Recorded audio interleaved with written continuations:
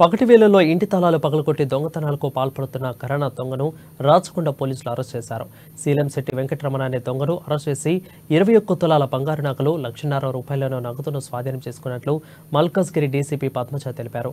విజయవాడకు చెందిన శీలంశెట్టి వెంకటరమణ అనే వ్యక్తి తన 20వ ఏట నుండే దొంగతనాలకు అలవాటు పడినట్లు పోలీసులు తెలిపారు. పలు దొంగతనాల కేసులో జైలు శిక్ష అనుభవించి వచ్చిన తర్వాత పోలీసు అధికారుల సాయంతో ఉప్పల్లో మైత్రి టిఫిన్ సెంటర్ను కూడా నడిపి అనంతరం మళ్లీ దొంగతనాలకు పాల్పడుతున్నట్లు తెలిపారు.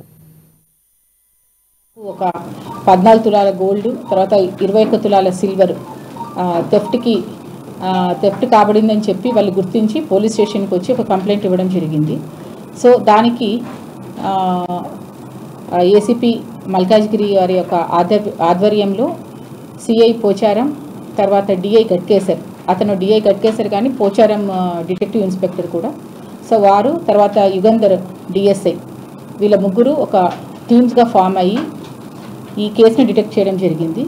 సో ఇన్ ద ప్రాసెస్ దాదాపు ఒక 200 కెమెరాల వరకు పోలీస్ వారు అన్నీ వెతికి ఈ అక్యూజ్డ్ని మనము పట్టుకోవడం జరిగింది. ఈ అక్యూజ్డ్ వచ్చేసి ఇతని పేరు Seelamsetti Venkataramana alias Srinu, son of Nageswararao. ఇతనికి దాదాపు 50 సంవత్సరాలు. ఇతను బేసిక్లీ హీఈస్ ఫ్రమ్ విజయవాడ, కానీ ఇప్పుడున్నది జనగాం టౌన్లో ఉంటున్నారు. సో ఇతన్ని మనము అప్రిహెండ్ చేసి వెరిఫై చేస్తే దాదాపు మన ఏసీపీ మల్కాజ్గిరి గారి డివిజన్లోనే 4 కేసెస్ కన్ఫెస్ చేశాడు.